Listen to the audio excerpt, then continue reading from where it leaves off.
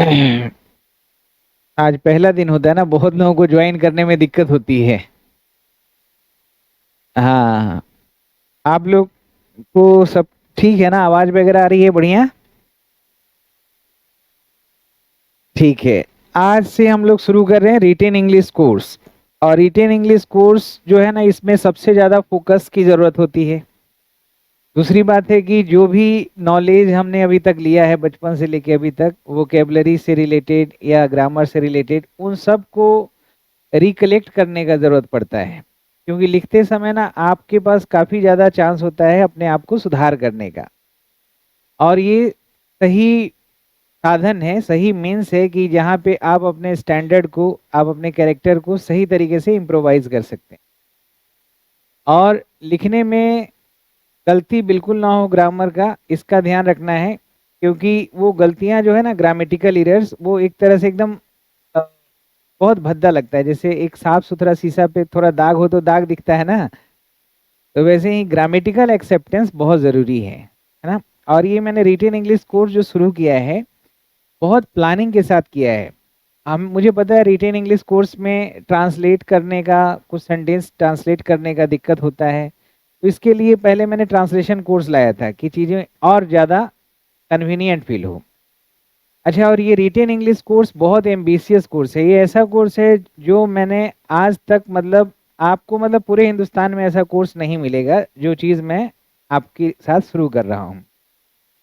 और इसका 6 महीने का मतलब वैलिडिटी है, 1 साल का मतलब ये पूरा कोर्स है। लेकिन लगभग ऐसा होता नहीं कि 6 महीना में ख़त्म हो जाए ये। 1 साल है तो लगभग 1 साल मैं पढ़ाऊंगा। क्योंकि इसका सिलेबस ही इतना ज़्यादा, मतलब वास्ट मैंने रखा है कि साथ में प्रैक्टिस कराते कराते आपके जो मतलब एक शार्पनेस ले आऊँ इसमें, और आपका एक्सेलेंट कमांड बन जाए रिटेन इंग्लिश के ऊपर। आप लिखते समय अच्छे अच्छे वोकेबलरी का प्रयोग करें, फ्रेजल वर्ब का, इडियम का, सिनोनिम का, एंटोनिम्स का, और हर तरह के ग्रामेटिकल स्ट्रक्चर का प्रयोग करें। इस सब चीज़ों का हम ध्यान यहाँ पे रखेंगे और साथ में प्रैक्टिस कराएंगे। तो आज चूंकि पहला दिन है तो मैं चाहता हूँ कि मैं क्या क्या कराने वाला हूँ वो मैं दिखा देता हूँ आपको। ठीक है? अच्छा, दूसरी बात है कि जो भी चीज़ मैं पढ़ाऊंगा उसका पहले से पीडीएफ आपको मिल जाएगा। तो वो थोड़ा सा मेहनत, मैंने बोला है रिटेन इंग्लिश में फोकस करना होता है, थोड़ा आपको भी कोशिश करना है। क्योंकि अगर ये रिटेन इंग्लिश, अगर रिटेन पावर आपका स्ट्रांग हो गया तो समझिए कि आप वर्ल्ड के एक टॉप मोस्ट शख्सियत में अपने आप को शुमार करेंगे। आपका कॉन्फिडेंस हमेशा ऊपर रहेगा और बाकी लोगों से आप मीलों आगे रहेंगे। सही है ना दोस्तों? तो आज मैं पहले सिलेबस बताऊं। हाँ, देखिए, इसमें ये जो रिटेन इंग्लिश कोर्स है दोस्तों, इसका ऑब्जेक्टिव है कि ग्रामेटिकल एक्यूरेसी हो, सही शब्दों का प्रयोग करना सीखें, और हर जगह सही ऑथेंटिक फॉर्मेट यानी फॉर्मेलिटी आपको अच्छा होना चाहिए। बिल्कुल आसान और सटीक तरीके से सिखाएंगे। आज से ये बैच जो है अपना स्टार्ट हो रहा है, 1 साल का होगा। देखिए, इसमें सबसे पहले हम शुरुआत करेंगे पैराग्राफ राइटिंग। पैराग्राफ राइटिंग जैसे कोई ऐसे लिखते हैं तो 6 7 8 पैराग्राफ होता है। तो हम पहले पैराग्राफ लिखना सीखेंगे। और पैराग्राफ भी हम जो बताएंगे वो अलग अलग तरीके का होगा। जैसे किसी टॉपिक को डिस्क्राइब करने के लिए डिस्क्रिप्टिव पैराग्राफ बताएंगे। किसी भी आपके साथ कोई इवेंट है, कोई ऐसा इवेंट है उसको नरेट करना है, जैसे आपने पिछला हॉलीडे, समर वेकेशन कैसे मनाया, या कोई ट्रिप पे गए वो कैसे आपने किया, बर्थडे कैसे मनाया, आपका पहला दिन ऑफिस का या कोर्ट का कैसा था, तो ये आपका नरेट करना है। एक्सपोजिटरी पैराग्राफ थोड़ा रिसर्च टाइप का होता है। Persuasive paragraph, opinion paragraph, analytical paragraph, reflective paragraph, historical मतलब हिस्ट्री से रिलेटेड देंगे। ट्रेवलिंग पैराग्राफ इन्वायरमेंट से रिलेटेड होगा, टेक्नोलॉजी से, हेल्थ एंड वेलनेस से, एजुकेशन से, सोशल इश्यूज और कल्चरल, यानी कि 15 तरह के टॉपिक हम कवर करेंगे। अब यहाँ पहले डिस्क्रिप्टिव पैराग्राफ लिखा गया है तो सबसे पहले हम डिस्क्रिप्टिव पैराग्राफ बताएंगे आपको, है ना। अब ये डिस्क्रिप्टिव पैराग्राफ में, जैसे आज मैंने डिस्क्रिप्टिव पैराग्राफ का पीडीएफ आपको दिया था। आप हर क्लास के पहले एक देखेंगे ना, पीडीएफ लिखा होगा, पीडीएफ को क्लिक करेंगे तो पूरा पीडीएफ खुल जाएगा दोस्तों, सही है ना। वहाँ हिंदी और इंग्लिश दोनों लिखा हुआ है, लेकिन आपको क्या करना है, खाली हिंदी पढ़ के इंग्लिश खुद से बनाना है, इंग्लिश वहां देखना नहीं है आपको, खुद से बनाना है। और यहाँ पे हम उसका करेक्शन करेंगे कि आपने जो बनाया, तो एक वाक्य को 10 तरह से बना सकते हैं, तो हो सकता है जो आपने बनाया है वो सही हो, इसलिए आप अपने से गलत सही नहीं मानना है। खाली हिंदी जो हम रोज हर क्लास के पहले देंगे, जैसे ये डिस्क्रिप्टिव पैराग्राफ कल पढ़ाएंगे तो इसका पहले हमने दे दिया है, नैरेटिव पैराग्राफ पढ़ाएंगे तो पहले दे देंगे, ठीक है ना। हाँ, अब ये पैराग्राफ हो गया, अब ये 15 पैराग्राफ है तो 15 दिन चलेगा, ठीक है। हाँ, अब दूसरा है, अब है लेटर लिखना। अब लेटर में ज्यादातर कोई कोर्स अंग्रेजी रिटेन का कराते हैं तो एक दो लेटर का सैंपल बता देते हैं, तो बच्चा के मन में भी मतलब कंफ्यूजन बचा रह जाता है, कॉन्फिडेंस वो आ ही नहीं पाता है। तो हमने इस कोर्स को ऐसा डिजाइन किया है कि इसमें खूब मेहनत करेंगे, दोनों लोग मिलके एंजॉय करेंगे, एक तरह से ये पूरा लर्न और फन के साथ लर्न करेंगे। अब ये देखिए फॉर्मल लेटर्स है ना, फॉर्मल लेटर्स का मतलब क्या होता है कि एक सही फॉर्मेट आपको फॉलो करना है।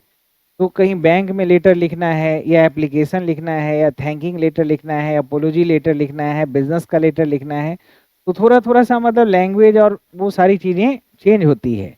तो हम हर तरह के लेटर कवर करेंगे। जैसे कवर लेटर है, इसमें खास तौर से एप्लीकेशन लेटर होते हैं, समझ रहे हैं ना। अब ये कवर लेटर क्या है, अब इसके बारे में अब हम 5-7 सैंपल देके आपके साथ हम प्रैक्टिस करेंगे। बिजनेस लेटर है, तो बिजनेस पॉइंट ऑफ व्यू से हम बिजनेस के इसमें आइडियाज डिस्कस करेंगे। एप्लीकेशन लेटर एक अलग से ही बताएंगे, रेजिग्नेशन लेटर है, कंप्लेंट लेटर है, recommendation, invitation letter, thank you letter, official inquiry, appointment और एक्नॉलेजमेंट लेटर। तो टोटल कितने तरह के लेटर पढ़ाएंगे फॉर्मल? 12। अब 12 लेटर, 12 टाइप हुआ, और हर टाइप में 4-5 सैंपल लेके चलेंगे, यानी कि ये लगभग आपका 12 क्लास तो है ही, ये हो सकता है कि 18 क्लास भी चल जाए, 20 क्लास भी चल जाए, जैसे आपको समझ में आए, जितना डाइजेस्ट कर पाएंगे उसी स्पीड से लेके चलेंगे। समझ गए? दूसरा हमारा सेक्शन क्या हो गया पैराग्राफ के बाद? Formal letters.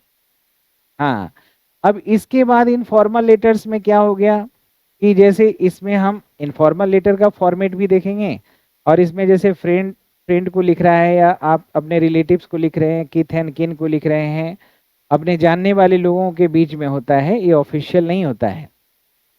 तो ये फ्रेंडली लेटर है, congratulation, thank you, condolence, invitation, apology letter, get well letter, love letter, post card, pen pal letter, informal news letter, और friendship renewal letter, just checking in letter. ये 13 तरह के informal letter है। तो formal और informal ये दोनों तरह का लेटर होगा आपका पैराग्राफ के बाद। इसके बाद आप रिपोर्ट राइटिंग है। अब आपको तरह तरह की रिपोर्ट लिखना है। जैसे मान लिया कि कोई न्यूज़पेपर में आप रिपोर्ट तैयार करके भेज रहे हैं अपने एरिया के इंसैनिटेशन के बारे में, या एमसीडी का जो कार्यकलाप आपके एरिया में है वो अच्छा नहीं है, सेटिस्फैक्ट्री नहीं है, उसके बारे में रिपोर्ट बना रहे हैं, या कोई ऐसी घटनाएं आपके एरिया में हुआ है उसके बारे में रिपोर्ट बना रहे हैं, वो रिपोर्ट हम को कभी न्यूज़पेपर एडिटर को सबमिट करना है, कभी किसी को करना है। तो इसमें अलग अलग हम टॉपिक चूज करेंगे कि रिसर्च पे रिपोर्ट, इसका सैंपल हम देंगे हिंदी में, इंग्लिश आपको लिखना है, और फिर प्रैक्टिस करेंगे। बिजनेस रिपोर्ट है, technical report, feasibility report, progress report, case study reports, annual marketing reports, incident reports, environment impact assessment report, legal reports, audit reports, recommendation reports. तो ये रिपोर्ट राइटिंग भी 13 तरह के करेंगे, और हर टाइप में 4-5 सैंपल कराएंगे, ठीक है ना दोस्तों। ये रिपोर्ट राइटिंग हो गया। अब आता है एसे राइटिंग। जैसे बहुत सारा है, जैसे आरएस का एग्जाम है, स्टेट पीसीएस का, या यूपीएससी है, या बैंक पीओ है, इसमें एसे राइटिंग पूछा जाता है। अब इस एक एसे में जैसे अलग अलग होता है, कहीं 600 वर्ड का पूछा, कहीं 800 वर्ड्स का, तो उसके हिसाब से हम इसका पूरा सिनेप्सिस बना के सबका, जैसे नेचर एंड एनवायरनमेंट पे कुछ हम ऐसे करेंगे, टेक्नोलॉजी एंड सोसाइटी पे करेंगे, एजुकेशन पे करेंगे, health and wellness, social issues, literature and books, history and politics, travel and adventure, art and culture, family and relationship, science and discovery. यानी कि इसमें 20 तरह के टॉपिक हम कवर करेंगे, ताकि हर तरह के टॉपिक पे लिखना आपके लिए एकदम फ्री हो जाए। मतलब इस तरह का प्रैक्टिस करेंगे ना कि हिंदी में आप लिखना नहीं जाएंगे, अंग्रेजी लिखना आपके लिए ज़्यादा सहज रहेगा, क्योंकि उसमें गलतियां कम करेंगे, और नेचुरली वर्ड स्ट्राइक करेगा, सही जगह पे सही वर्ड लगाएंगे, और एक सेंटेंस को 4-5 तरीके से लिखना सीखेंगे यहाँ पे हम एसे राइटिंग में। तो ये रिपोर्ट के बाद ऐसे हुआ। अब ये प्रेसिज राइटिंग है। अब ये प्रेसिज राइटिंग क्या है? ये एक ऐसा कला है जिसमें कोई भी पैसेज इंग्लिश का लिखा है उसको 1/3 में करना है, और 1/3 में इस तरीके से करना है कि उसका मेन इसेंस जो है, मेन विषय वस्तु है, उसका जो मेन मीनिंग जो कहना चाहता है मैसेज, वो मैसेज डिस्ट्रैक्ट ना हो जाए, मतलब मैसेज डिस्टॉर्ट ना हो जाए। मैसेज मतलब सेम आपको कन्वे करना है, शब्दों को कम करना है, यानी कि यहाँ पे आपको अपने भी कुछ शब्द यूज करना होगा। बड़े बड़े जो कॉम्प्लेक्स और कंपाउंड सेंटेंस है उसको छोटा करेंगे। यहाँ पे अगर आपने नॉन फाइनाइट वगैरह जो पढ़ा है ना, वो सब चीजें बहुत काम आने वाली है, समझ रहे हैं ना, ये बहुत काम आएगा। अब उसके बाद प्रेसिज राइटिंग, ये यूपीएससी में भी आता है, बैंक पीओ में भी खूब आता है, और ये यूपीएससी के सारे एग्जाम में पूछे जाते हैं। एसे और प्रेसिज ये दो तो होता ही है। तीसरा है काउंटर आर्गुमेंट। तो काउंटर आर्गुमेंट में है कि कोई टॉपिक है उसके बारे में हमको मतलब कुछ कॉन्ट्राडिक्ट करना है, मतलब कुछ लॉजिकली कुछ उसके अगेंस्ट में बात करना है और अप्रिशिएट करते हुए। तो डायरेक्ट काउंटर आर्गुमेंट क्या होता है, कॉन्सेशन एंड रिफ्यूटेशन क्या होता है, अल्टरनेटिव पर्सपेक्टिव पे पैरेलल आर्गुमेंट, और counter to a counter argument, straw man fallacy, और रिवर्टल ऑफ एविडेंस और डेटा। अब ये 7 तरह के हम काउंटर आर्गुमेंट कराएंगे। काउंटर आर्गुमेंट बहुत इंपॉर्टेंट टॉपिक होता है, यूपीएससी के सीएपीएफ में पूछा जाता है, तो इसके बारे में करेंगे। लेकिन चाहे जो जो भी कराएं, वहां पे आपका एक ही चीज पे ध्यान दिया जाएगा कि जो आप लिखते हैं, लिखते समय स्ट्रेस फ्री रहें और एरर फ्री लिखें, एकदम फ्लो में चलें, पूरा फ्लुएंसी रहे, और एकदम स्टैंडर्ड इंग्लिश हम लिखें कि कल के डेट में आपको नोबेल वगैरह कुछ भी आपके मन में जो चल रहा है दिल में दिमाग में, उसको हम आसानी से एक्सप्रेस कर सके अंग्रेजी में। यही अपना मेन ऑब्जेक्टिव होगा। एक मैंने अनसीन पैसेज आंसर राइटिंग भी दिया है, ये यूपीएससी में पूछा जाता है। इसमें क्या होता है कि पैसेज दिया हुआ रहता है और उसका क्वेश्चन जो होता है ना, उसका आंसर मल्टीपल चॉइस नहीं होता है, उसको लिखना पड़ता है ना। और ये आरएस के एग्जाम में भी पूछा जाता है। आरएस में 10 तरह के सवाल आते हैं और 10 जो क्वेश्चन होता है ना, वो राइटिंग बेस्ड ही होता है। ये अनसीन पैसेज वगैरह पैसेज रहेगा, और इसमें क्वेश्चन जो पूछा जाएगा उसका आंसर क्या करना है, लिखना है। क्या करना है दोस्तों, लिखना है। फिर ये लीगल राइटिंग, खास करके जो जुडिशियरी के बच्चे हैं उनको लीगल राइटिंग बहुत बढ़िया हो, तो लीगल सेक्टर में जो टर्म यूज होते हैं उसको हम कराएंगे। जैसे मेडिकल का एक अलग होता है, अब बहुत सारे लोग डॉक्टरी वगैरह करके बाहर जाते हैं, उनको ऑक्यूपेशनल इंग्लिश टेस्ट दे के जाना होता है ना, तो उसका मेडिकल का अपना टर्म होता है। इसी तरह से जुडिशियरी का अपना एक टर्म होता है। तो पूरा लीगल राइटिंग हम कराएंगे यहाँ पे, इसमें हर तरह के ड्राफ्ट करना, जो भी आप केस फाइल तैयार करते हैं सारा कुछ बताएंगे। फिर ईमेल कम्युनिकेशन, कैसे मेल हम किसी को मैसेज करते हैं, ईमेल कम्युनिकेशन करते हैं, तो हमें किस तरह के शब्दों का प्रयोग करना है, कैसे अपने आप को कॉन्साइज और प्रिसाइज रख के काम करना है, प्रिसिशन और कॉन्सेशन पे ध्यान देना है। फिर कोई अगर नेता है, लीडर हैं, आपको कोई स्पीच तैयार करना है तो स्पीच कैसे तैयार करना है, एड्रेस कैसे करना है।